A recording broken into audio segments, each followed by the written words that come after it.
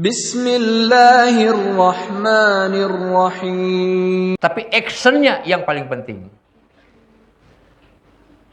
Suatu hari, Bapak Ibu, Nabi Shallallahu Alaihi Wasallam sedang berjalan bersama-sama dengan para sahabatnya melintasi pemakaman, pekuburan. Mungkin itu di Baqi, ya.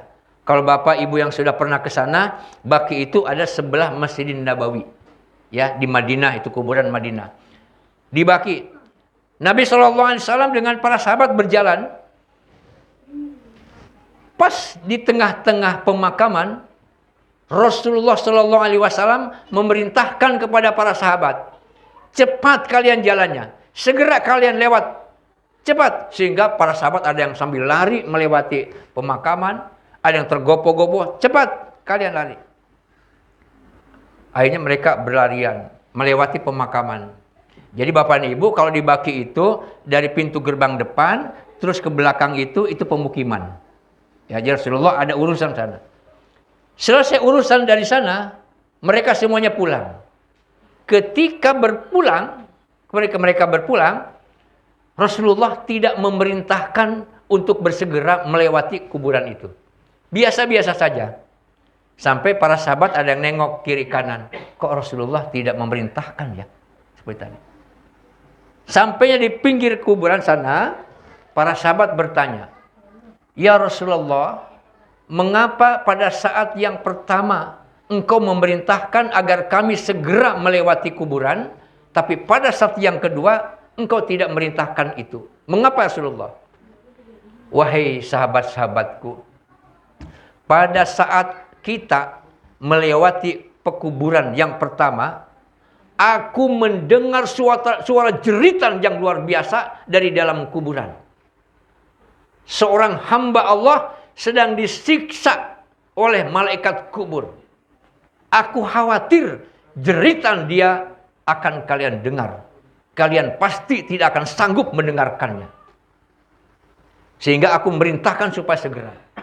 Tapi pada saat yang kedua, orang yang disiksa itu sedang bersenang-senang. Tak lagi sedang disiksa oleh malaikat kubur. Kenapa? Ternyata adalah karena di rumahnya anaknya sedang belajar membaca Al-Quran, yaitu suratul Fatihah. Sehingga siksa kuburnya dihentikan dan dia diberikan rahmat oleh Allah karena anaknya sedang membaca Al-Quranul Karim. Subhanallah. Luar biasa Bapak dan Ibu ya. Karenanya Bapak dan Ibu, anak-anak Bapak dan Ibu sekolahkan di TK TPA Al-Quran. Bang Jun di sini ada nggak? TPQ di sini ya? Alhamdulillah. Jangan sampai tidak ada Pak. Semua anak-anak Bapak, Ibu sekolahkan di sini Bu. Bayarannya berapa? Berapa Bu? 40.000. Kursus matematika berapa? Ya. 500.000 sebulan. Tapi suka banyak yang protes ya 40.000 juga ya. Saya juga punya TK Bu. Saya kepala ya. Saya kepala TPQ. Saya tahun 1999 sampai hari ini. Nggak ada yang mau gantiin saya Bu. Karena nggak digaji. Cuma 25.000 Bu. Saya 25.000. 25.000 juga, Masya Allah. Banyak yang ditalangin, banyak yang nggak bayar. Padahal dia habis nganter anak, jajan bakso tuh emaknya. Jajan bakso berapa? 10.000 jajan bakso di situ. Kalau sebulan misal 5 kali sudah 50.000 tuh. 5 kali. Ini anaknya cuma 25.000, nunggak 6 bulan. Matematika sebulan 500.000, nggak pernah nunggak itu Bang Jun. Ya Allah, Bu, belajar anaknya Bu. Kenapa? Akan memberikan syafaat nanti. Seandainya dalam keluarga ada satu anak saja Pak, satu anak saja yang termasuk hamalatul Quran, apalagi hafidul Quran, anak ini akan memberikan syafaat yaumil kiamah nanti. Insya Allah amin ya rabbal alamin. Kayak tadi baru sedang belajar itu anaknya, siksa kubur dihentikan. Masya Allah. Abdullah ibnu Mubarak, seorang ulama dari Arab Saudi, dia bermimpi. Namanya juga ulama Pak, mimpinya juga beda dengan mimpi kita. Dia bermimpi, dia sama-sama sudah meninggal dunia mimpinya. Lalu dia sebagai orang kaya raya, dia memberikan berbagai hadiah kepada orang-orang teman-temannya dalam kubur itu. Sehingga ngantri mereka diberikan hadiah. Ya. Banyak sekali hadiahnya. Tapi ada seorang ibu, kata dia, seorang ibu, dia duduk saja, tenang-tenang saja. Tidak ngantri, tidak mau diberikan hadiah.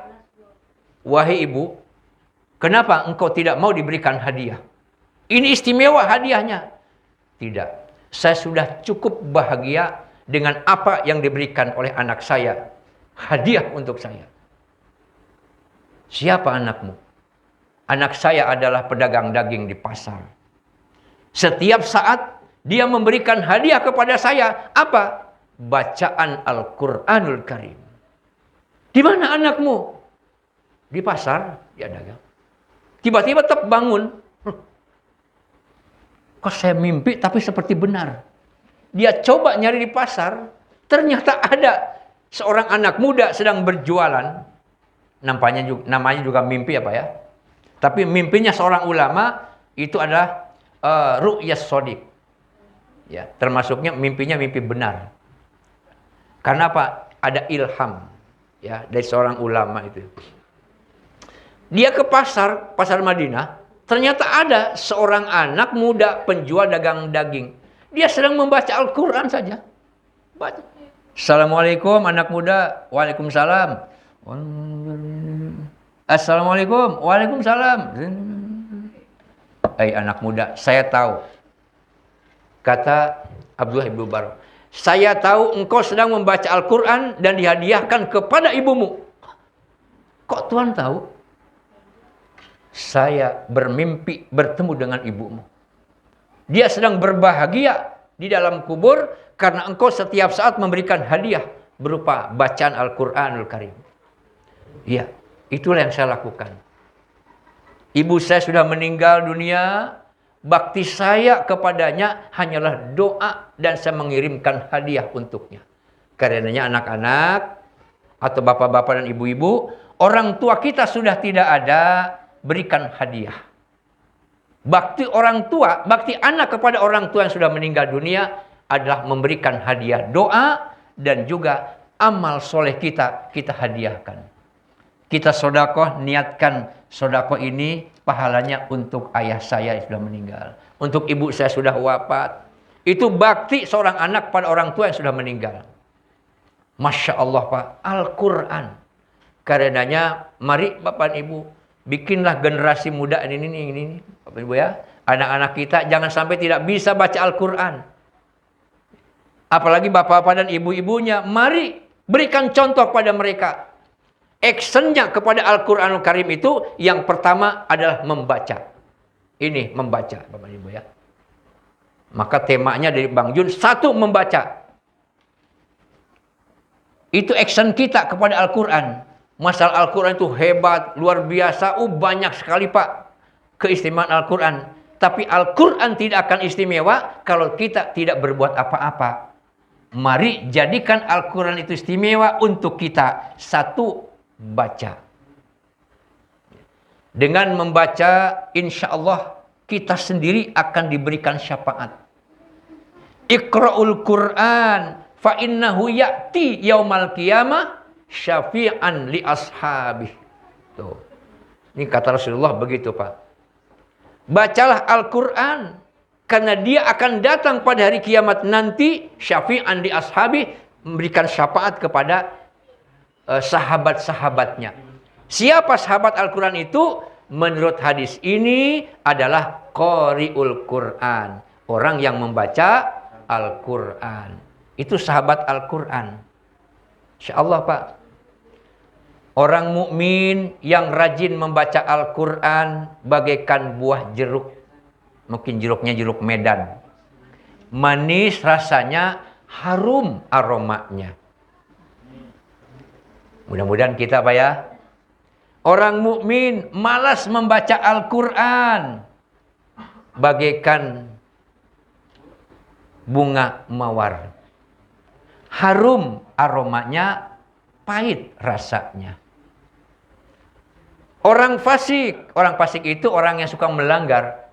Orang fasik yang rajin membaca Al-Quran, orang mukmin yang malas membaca Al-Quran bagaikan buah kurma. Manis rasanya, tapi tidak harum aromanya. Orang fasik rajin membaca Al-Quran bagaikan bunga mawar. Harum aromanya, pahit rasanya. Dan orang fasik, kita juga bisa jadi orang fasik, Pak. Orang fasik malas membaca Al-Quran bagaikan buah mengkudu. Pahit rasanya, nek aromanya. Ya. Pace, tapi bisa jadikan obat ya Bu ya. Ya Allah, itu hanya perumpamaan saja Pak Ibu ya. Mari kita baca Al-Quran sebanyak-banyaknya, supaya kita dapat syafaat dari Al-Quranul Karim. Jadi Bapak dan Ibu, di alam akhirat nanti yaumil hisab, yang akan memberikan syafaat kepada kita itu banyak. Jadi bukan Nabi SAW saja. Yang pertama jelas Nabi SAW itu syafaat uzma, syafaat yang besar. Yang kedua anak soleh dan solihah. Bikinlah anak-anak kita soleh solihah, memberikan pertolongan pada kita. Jangankan di akhirat nanti, di dunia akan menolong kita. Itu anak yang soleh dan solihah. Yang ketiga Al-Quranul Karim. Kalau kita baca Al-Quran, dia akan berikan syafaat kepada kita. Yang keempat, sahabat-sahabat kita bisa menolong kita. Yang kelima, murid-murid kita ya, bisa memberikan pertolongan kepada kita. Jadi banyak yang bisa memberikan pertolongan, maka mari kita jadikan mereka semuanya ini menjadi penolong kita di akhirat nanti. Amin ya Rabbal alamin. Termasuk ini sahabat-sahabat Ibu Bu nih ya, Pak Junaidi, bapak-bapak, ibu yang lainnya, insya Allah bisa memberikan syafaat nanti di akhirat. Kalau kita misalnya agak celaka-celaka dikit, ya Allah, mana teman saya yang sama-sama ke masjid, sama-sama ke pengajian, sama-sama ke majlis taklim, mana sahabat saya? Itu kayak agak kekelepokan itu tuh. Ya Allah, saya tidak rela kalau dia masuk ke dalam neraka. Ya Allah, keluarkanlah dia. Dia juga yang menasihati saya bersama-sama dalam kebaikan di jalan-Mu, ya Allah. Ya Allah, keluarkan dia. Dikeluarkan, Pak. Bisa berikan syafaat teman-teman kita. Makanya marilah kita bersahabat di dalam kebaikan dan kebenaran. Jadi yang pertama, Al-Quran itu kita baca. Ya. Nah, Al-Quran itu akan memberikan pahala pada kita, Pak. Setiap satu huruf, satu pahala. Ya. Man qara'a harfan min kitabillah falahu hasanatun. Barang siapa yang membaca kitab Allah Al-Quran, ya, maka bagi dianya satu huruf harfan, satu pahala, satu kebaikan. Ya. Wal hasanatu bi asyri amsalihha. Dan setiap kebaikan dilipat gandakan 10 kali lipat. Wala aqulu, kata Rasulullah, wala aqulu alif lam mim harfan at harpun, walakin alif harpun, lam harpun, mim harpun. Saya tidak berkata alif lam mim itu satu huruf, tapi alif satu huruf, lam satu huruf, dan mim satu huruf. Maka kalau kita membaca alif lam mim berarti 3 huruf kali 10, 30 pahala. Kalau kita membaca suratul Fatihah, suratul Fatihah itu ada 7 ayat, 28 kata atau kalimat kalau menurut bahasa Arab, 113 huruf. Kali 10 berarti berapa itu? 1130. Al-Quran kalau kita tamat, Pada bulan Ramadan, berapa banyak hurufnya? 1.070.000 huruf Al-Quran. Itu menurut salah satu orang ulama. 1.070.000 huruf. Kalau kali 10.700.000 pahala. Masya Allah. Luar biasa Pak. Udah pokoknya kalau dihitung dengan kalkulator juga macet itu Pak ya. Menghitung-hitung pahala itu, oh macet itu. Error itu. Karena apa? Banyak sekali yang harus dihitung. Pahala-pahala kita itu berapa. Jadi yang pertama, mari Bapak dan Ibu, kita baca Al-Quran. Jangan sampai ada yang tidak mampu. Yang kedua adalah memahami, mempelajari dan memahaminya. Mempelajari dan memahaminya. Kita pelajari, kita pahami. Ya. Khairukum man ta'allamal Qur'an wa 'allamah. Sebaik-baik kamu adalah yang belajar Al-Quran dan mengajarkannya. Jangan sampai keliru Bapak dan Ibu ya. Jangan sampai keliru kita membaca Al-Quran. Kita pelajari baca Al-Quran. Sebab kalau kita tidak belajar, keliru. Sekarang itu Pak Jun, enak kita membaca Al-Quran itu. Sudah tinggal enak itu Al-Quran. Pada awal Al-Quran titik saja nggak ada. Kalau orang Arab bisa bacanya. Di luar Arab bingung. Mana nun, mana ta, mana sa, mana jim, mana ha, mana kho. Orang Arabnya sudah biasa. Maka adalah seorang sahabat Nabi. Yaitu Abu Aswad Ad-Du'ali. Ya, Abu Aswad Ad-Du'ali orang yang pertama membuat titik. Nun, ta, sa, sya. Itu Abu Aswad Ad-Du'ali. Orang di luar Arab masih bingung. Ini kok gundul? Gimana? Tak titu, tantintun. Gimana? Mana? Maka adalah seorang ulama yaitu Khalil bin Ahmad. Ya, Khalil bin Ahmad akhirnya yang pertama membuat harokat. A, I, U, ba, bi, bu, tak, titu. Maka bisa gampang orang di luar Arab. Datanglah kepada kita, sudah rapi semuanya, gampang Bapak dan Ibu membaca Al-Quran. Jangan sampai salah dan keliru membaca Al-Quran. Kemudian lagi ada lagi tajwid, panjang pendeknya bagaimana kita pelajari, jangan keliru. Sebab kalau keliru membaca Al-Quran, panjang pendeknya saja bisa mengubah arti. Bapak, Ibu baca. Wala ana abidum ma'abattum. Gara-gara nggak belajar tajwidnya, la-nya jadi pendek. Wala ana abidum ma'abattum. Mestinya wala ana. Dibacanya wala ana. Itu jadi berubah artinya. Kalau wala panjang, ana abidun. Saya tidak akan menyembah apa yang kamu sembah. Itu la panjang. Tapi kalau wala ana, itu artinya dan saya pasti akan menyembah apa yang kamu sembah. Beda Pak. Gara-gara apa? Nggak belajar. Nggak sembarangan. Makanya Abu Nawas itu waktu itu Bu. Dengan Sultan, dengan Khalifah Harun Ar-Rasyid. Dia di rumahnya lagi nggak punya beras. Lagi nggak punya beras. Dia bikin ulah. Akhirnya bikin spanduk Bu. Tulisannya apa?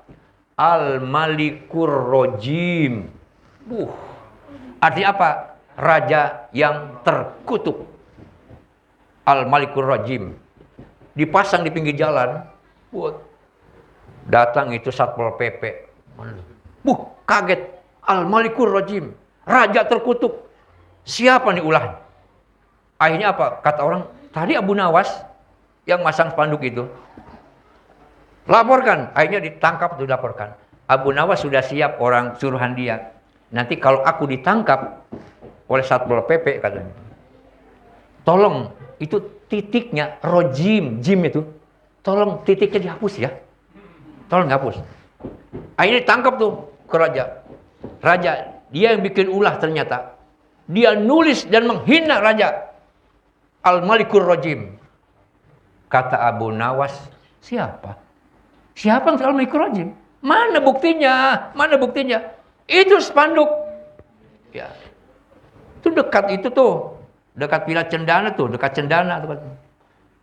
Akhirnya dilihat lagi Satpol PP ke sana. Lihat lagi. Begitu dilihat, Al-Malikur Rahim. Tadinya kan ada titik kan, jadi jim. Setelah dihilangkan, jadi ha. Al-Malikur Rahim. Itu Tuhan. Mana? Itu kan tulisannya Al-Malikur Rahim. Oh, akhirnya Satpol PP-nya yang dijebloskan ke penjara. Dia akan memfitnah. Padahal itu ulah Abu Nawas. Akhirnya Abu Nawas apa? Dianggapnya Al-Malikur Rahim, raja yang penyayang. Akhirnya apa? Abu Nawas dikasih beras, nggak tahu berapa liter itu oleh raja. Akhirnya bisa makan. Itu kata sebuah kisah. Gara-gara apa? Gara-gara titik, Pak. Jadi Al-Quran itu tambah titik, hilang titik, berubah. Tambah alif, kurang alif, berubah. Makanya kita belajar untuk apa? Membaca yang benar sesuai dengan makhrajnya. Karena nggak belajar, baru belajar ya Bani Israel, dibacanya apa? Ya Bini Siroil, itu. Gara-gara apa? Nggak belajar. Jadi yang dua, pelajari Al-Quran dengan sebaik-baiknya. Dan yang ketiga, paling penting adalah mengamalkan isi Al-Quran Karim. Jadikan Al-Quran sebagai pedoman. Pedoman hidup kita.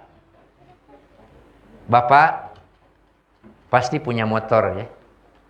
Pasti punya motor Bapak. Ibu juga punya motor. Setiap motor, ini contohnya motor ya. Setiap motor yang keluar dari pabriknya ke pasaran untuk dijual, itu pasti ada buku pedomannya. Pedoman apa? Dua. Pedoman pemakaian dan pemeliharaan. Dua. Bagaimana cara menggunakannya, bagaimana pemeliharaannya. Yang tahu persis kekuatan motor ini adalah pabriknya. Kalau Bapak punya motor Honda, ya, maka Bapak akan dapat buku pedomannya. Sehingga apa? Sehingga sesuai dengan pedoman, maka motor itu akan awet. Oh, cara makainya begini, pemeliharanya begini, olinya apa, ininya apa, bannya apa, ini bukunya. Berpedomanlah kepada itu buku. Kita manusia diciptakan oleh Allah. Yang paling tahu persis kekuatan manusia adalah penciptanya. Dialah Allah. Supaya manusia itu tidak binasa, supaya manusia itu selamat, supaya manusia itu terpelihara, Allah turunkan pedomannya, bukunya. Dialah Al-Quran. Al-Quran ini adalah kitab pedoman bagi manusia, supaya manusia itu tidak binasa, tidak celaka. Ini pedomannya. Maka yang paling tahu persis tentang kekuatan manusia, kehebatan manusia, kelemahan manusia, penciptanya.